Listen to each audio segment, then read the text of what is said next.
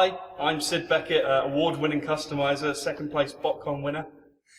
With me is the genius behind Calloway Customs. This is Nick Calloway. Hello. Okay, so what we're going to be doing today is we're going to be showing you how to convert Wheeljack to Marlboor using the auto-assembly exclusive Marlboor add-on pack.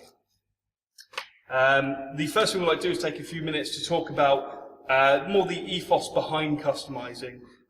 This is a guide to customizing as opposed to a Bible. We're not telling you how to do it, we're suggesting ways you can do it. We want you to experiment and have fun. Customizing, you play a bit loose and fast, you find what works for you, what doesn't work for you, and the main thing as always is have fun. Be safe. And be safe. Safety first. Okay, we're going to take a quick look at the tools that will really help you in doing a conversion like this, okay? So over to the table here, we have screwdrivers, precision headed, flathead and cross posi drive or Phillips head, depending on your preference. I tend to go one for a good grip because you can get a lot more torque on small screws in tight plastic. It's worth actually mentioning, it's worth paying out a little bit more for a quality set of screwdrivers because a cheaper set will end up ruin the screwdrivers very quickly and maybe strip the thread out of the screw you're trying to remove. So a quality set is always worth paying the money for. Yep, absolutely.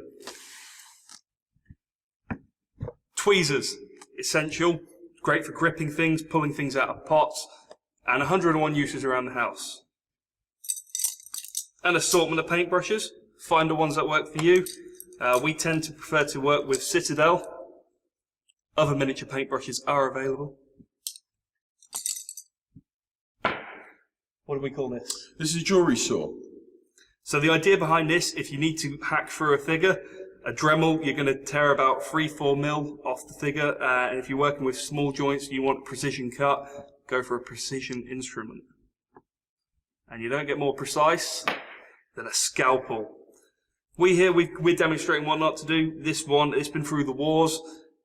Take the time, get fresh blades, swap them out, keep them nice and clean. If you have to use a lot of pressure with a scalpel, you need a new blade.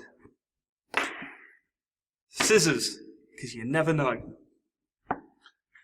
Miniature paints, not essential to this custom, but worth mentioning anyway. We tend to work with Citadel. Other brands are available. Sharpie, the greatest tool in the customizer's weaponry.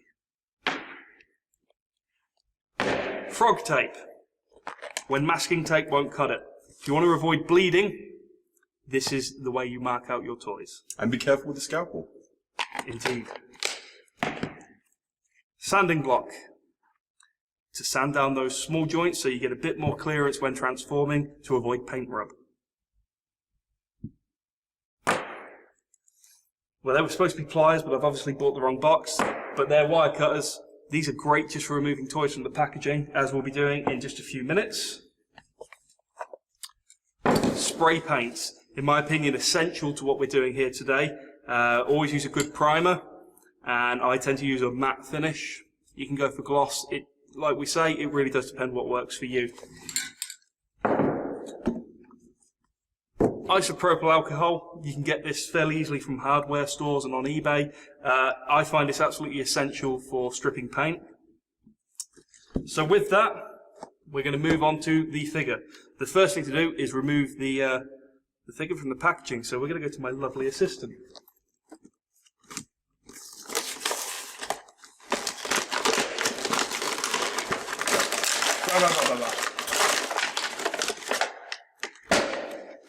This is where the snips come in handy. If you're buying Transformer toys, and we're presuming most of you are, just invest in a pair of snips to cut down those frustrating Christmas Day and birthdays where you've got oodles of presents that you can't get into. So here we have Wheeljack. Usually on a lot of customs, and you might find it works better for you to do it this way, people will strip down the custom to its bare parts. When you do that, using screwdrivers to remove screws, that's fairly elementary. I won't even show you that. You don't need to remove any pins to do this conversion. However, if you do, a soldering iron can be required, but for this, we shouldn't need that. So, take the figure apart using your screwdriver. It's dead easy. I'm not going to show you every single joint because you don't need it. A lot of bits of the figure pop off fairly easy before you even need to get to that point. So, look at the toy, see what the joints are, use a bit of common sense, see what comes apart, how it works. And that's part of enjoying customizing, wouldn't you say? I would. So it's really as simple as that. I think there's 2 screws there, and then you can detach the entire plastic shell from the leg. And when you do that, it should snap apart fairly easy. You've got your parts, at which point we skip ahead to one we prepared earlier. A broken down, a disseminated wheeljack. So you've got all your bits there. That's probably going a bit further than you need to go today, but it depends how you want to strip things down. There really are many options for how you strip the figures down. Okay, so one of the first things that I would recommend you do is removing the paint from the figure. You've stripped the figure down, so you have a joint like this. Thankfully, we had the foresight to soak one in isopropyl overnight. I'll move this into shot. So all I did, isopropyl in an old jam jar, leave it soaking overnight. Then you bring in the extra trick of the trade that I neglected to mention, the dodgy looking cloth, Essential 20 Kitbasher. And you can see how easy this wipes off. When you get to the point that it starts wiping off easy, leave it to soak again.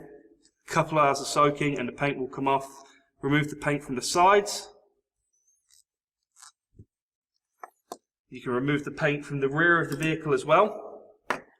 So a simple isopropyl bathe will result in the back of the figure looking somewhat like that. Okay. And again, you don't need to remove that from the figure to do that. You can actually just put the whole figure in isopropyl if you have a big enough container.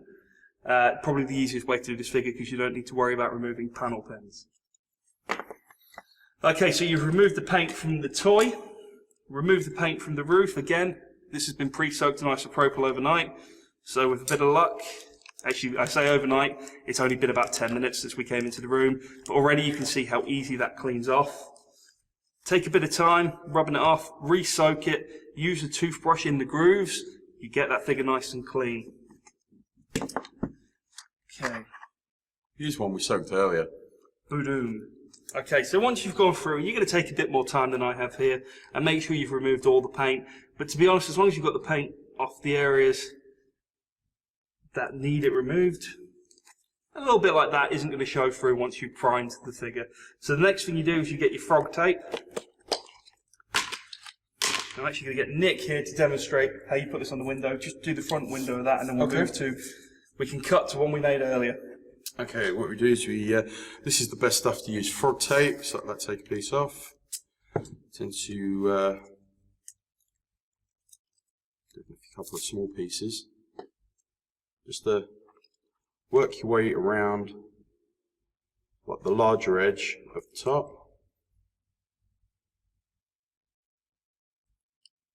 Spend a little bit more time than I have done. Run your fingernail down any of the grooves, especially at the front. And then you can take your scalpel. That's not a scalpel. Under the frog tape lid. There we go. Take your scalpel and carefully run it along the edges. And then you can peel off the excess, leaving your front windscreen completely masked. And do the same with the sides as well. And then you're ready to go for painting. Once it's masked off, you can do the spray painting. Now we showed this yesterday, otherwise we would have had one fully masked ready to show you how it works. Once it's masked, you're ready to spray. Shake your can for a while, usually about 30 seconds to a minute. This can be the boring part of the process. Once it's good to go, Always give it a little test first. Always do a test. Make sure the spray's coming out the way you want it to. You don't want it coming out. Is globby a word? Clumpy. Clumpy, globby. You don't want specks. You want a nice, even spray. So once that's done, we need the sheet again. Again, I'm not going to do the whole thing. This is just giving you an idea of how it's working. And just spray over it. Make sure it's spraying. A bit better than this can, but small, sharp bursts are the way to go. Don't just go, because that's when you jam up your paint lid, and that's when you make your figure look all clumpy. Not professional.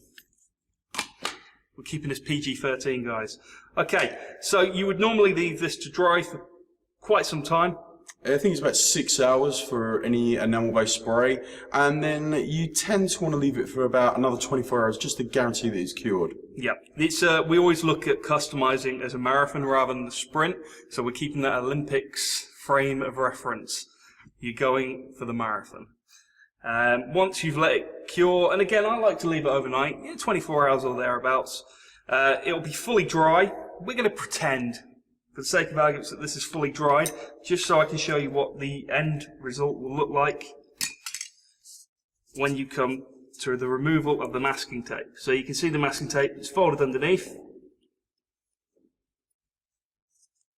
And again, take your time, you don't want to rush this. With frog tape, there shouldn't be any bleeding. Just take your time, removing it. It's all meticulous care and attention with customizing, but you can see there's no bleeding. That's a nice sharp edge we've got there. So once you've removed the masking tape, you have a nice painted figure, and you have a windscreen. Now obviously, the final paint job on that, you would have done your red coat first before you remove everything. So just for today, I'm just showing you what it looks like at the end result. Moving on to the front of the car, this can be one of the hardest parts to do. We've got a finished version here. You can see how it started. You can see where we've masked it. That's the darker patch there. We used the frog tape to mask out the area. So obviously we've removed all the paint off the front of the car. Have we got one? Unfortunately, we haven't got one fully removed. That's the work in process, the halfway house. You've removed all the paint. You've cleaned it up nicely. You don't need to worry about cleaning up the back end too much because that's going to be covered, but you want the front end to be nice and white as you can get it. There will be some stickers going on there, but you obviously want the white as clean and as crisp as you can make it. So, you've masked that using your frog tape. How do you get those lines that accurate? Patience helps. If you want to be really clever about it, use your custom pack. This isn't just lovely packaging. It is lovely packaging, but you can also use this as a guideline. So if you cut along there very carefully, you put that on your figure to mark out the area, and then you can use that as a guide to where you have to mask. And then you remove the cut out Marlboor logo, and you've got an area masked and ready to be painted. This has obviously already been sprayed. We're just going to show you one more time how to use the spray. You want to mask up the wheels as well so you don't get any leakage. This was done very quickly in front of the custom class yesterday, so there has been leakage. You would take the time and you would mask all the side of the car and all around to keep the lines as nice as you can. Okay, so that's one we've made earlier, Blue Peter style. This is the UK after all, we have to keep it traditional. Some might say cheesy. Again, remove it carefully. You can see we've got a nice line there, nice and white. Spend a bit more time than we did in the class yesterday. Like I say, this was a live class yesterday in front of people. We didn't have time to take a toothbrush and really get into the grooves to clear that up. It can be done. If you look at our finished version, that's nice and clean. Some of the green that really gets into the groove, the best thing to do with that is do a bit of panel lining. So with panel lining, Nick? Panel lining, the best way I found to do that is you take, I mean, some people just prefer to use a wash of, say, Citadel ink. That's not my preferred method, and you really should go with what works for you. I tend to prefer to use an oil-based grey paint, like for if you were doing an oil painting. And the idea is you take a little bit on your brush and you just dab it into any panel line area, leave it for a couple of minutes, and then take a cloth and then just wipe away the excess. And you're left with, because the paint is thick enough, you're left with a nice steady grey panel line, but then you do have to tend to leave it for a couple of weeks to cure because it is an oil paint. But you do get a nicer finish. Yeah. So like we say, it can be cleaned up nice, and as well, the panel lining, it covers up the green, which can be an issue on this mould, but it does also make the detailing of the grille pop. So it works very well for us. Okay. The rear of the vehicle and the doors need a little bit of work. Once you remove the paint from the doors, get them as clean as you can, really get into the grooves. You can also remove where you've just got some small green residue left. It's almost a reflection. There's a tiny line of green left in there, and it's almost kind of reflecting onto the white plastic. That always happens with white plastic.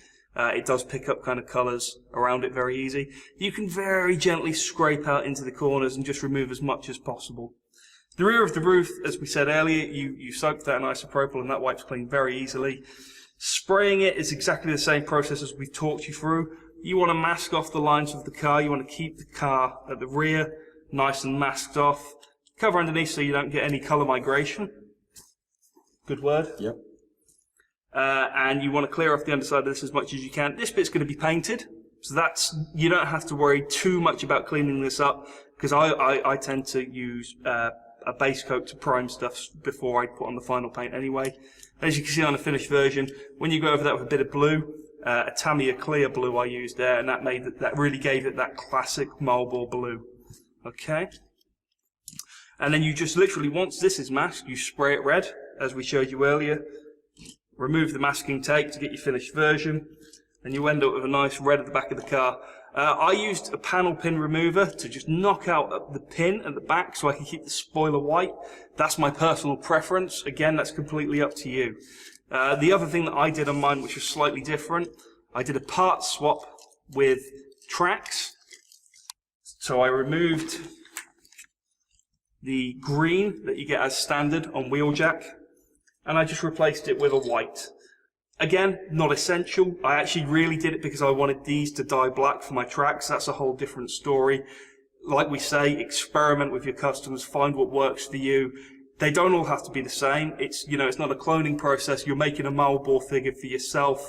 You're not making one so it can look identical to a million others. Okay, so once everything's sprayed up the way you need it to, and you've done the little bit of painting inside the door to make that blue, the next thing to do is swap the head as part of the reassembly process. So removing a head from a Wheeljack, very, very easy. I'm going to pass you over to Nick for this. Screwdriver. Thank you very much, Sid. Right, so we take the Wheeljack, as you can see at the back of the head. The head's in three parts. You've got your clear light piping, the section that holds the ball joint that holds the head in place, and then the front of the head, the facial features. So I'm just use the Phillips head screwdriver, remove the screw from the back of the head. We've found that not all the screws on the figures are universal, which it's not the end of the world. So what I do suggest. Sorry, Sid, have we got the new head, the replacement head? Yeah, replacement head. Yes, there should be the Marlboor kit. Here we go, the Marlboor kit. So remove that.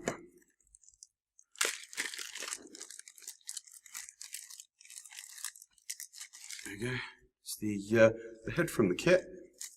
It's the head. I should mention the head is hand painted. We have painted it twice, so the detailing should be very nice. You paint 130 heads, you're going to get some that look slightly different to others. That's exactly the same as if you buy a factory toy from Hasbro. And that's fairly standard. It's been sealed, so it should be very protected. Like any painted figure, you don't want to go scraping it around. You don't want to overly move the head around and just stick to it too much. I really ballsed that up right at the end, didn't I? I was tripping over myself. Keep it rolling. You'll cut. I'll come in and you can cut that the way you like. Yeah, don't use excessive fingering on the head. Any painted part you want to kind of keep nice and clean. Yeah. So you take your Marlboor kit head, you separate it gently moving the two halves, your front and your back.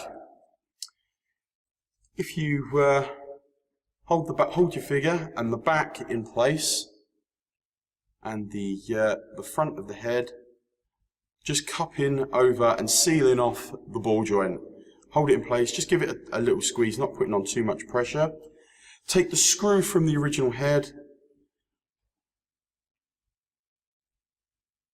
hold up onto it and put it into the hole of the new head.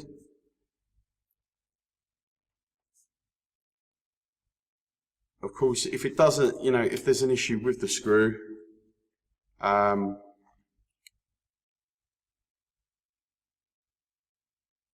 you can just glue the two halves together. I'm going to have to come back to this because I can't quite seem to get hold the screw in place. Well, it pops together and holds together quite nicely. Yep. So if you want to just kind of redo that little bit and just leave it at popping together and a bit of glue. No, sorry, I think we'll, yeah. Okay. Right, attempt to use the screw in place. I thought my hands were a little bit fiddly this morning. As you can see, I've just applied the screw into the back of the head. Screwed it nice tight with minimal force around the head. It is a little fiddly just because it's such a tiny screw, but it works quite well.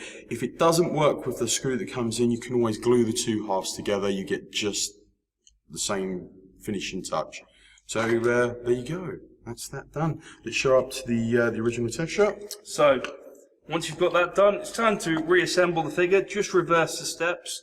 Something I missed out, and I should have said, when you take the figure apart, if you're not sure and you haven't got a great memory, you want to remember where the screws are going to end up. It's not a bad idea to take a normal sheet of A4 paper, draw an outline with a pen around the figure, and just use sellotapes. And as you remove a screw from, say, the leg of the figure, take the screw, put it roughly where it belongs on the figure, and sellotape it down. Simple as that. So let's actually show that. Very rudimentary process. Draw around the figure so you've got just a rough idea where everything is. I'm no Picasso. It's a butterfly. So you remove a screw from the leg, for instance, about midway in the leg, put that down, sellotape it onto a piece of paper. You've got an idea then where it goes back in on the figure.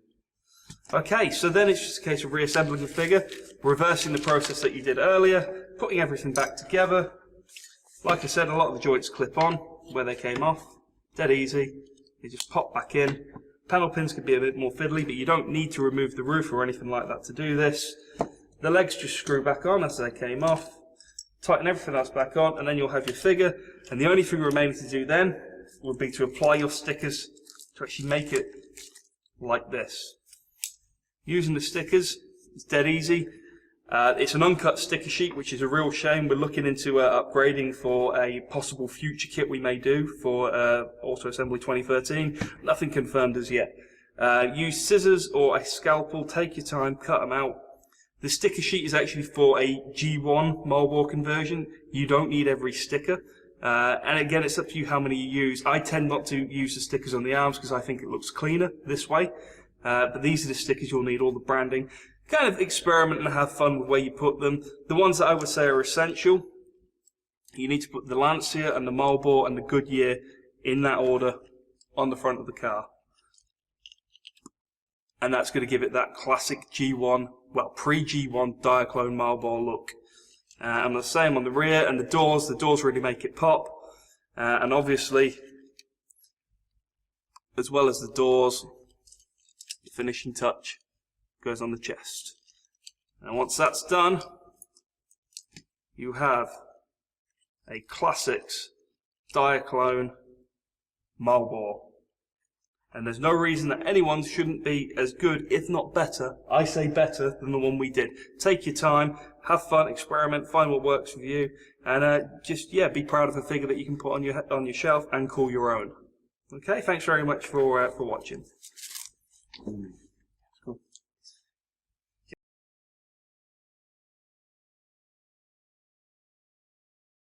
Thank you for watching. If you enjoyed this video, don't forget to click on the like button and leave us a comment below. Also, spare a moment to share this video on Twitter, Facebook, and all your social media pages. To get updates on all of our latest videos delivered straight to your inbox, subscribe now using the link on the screen.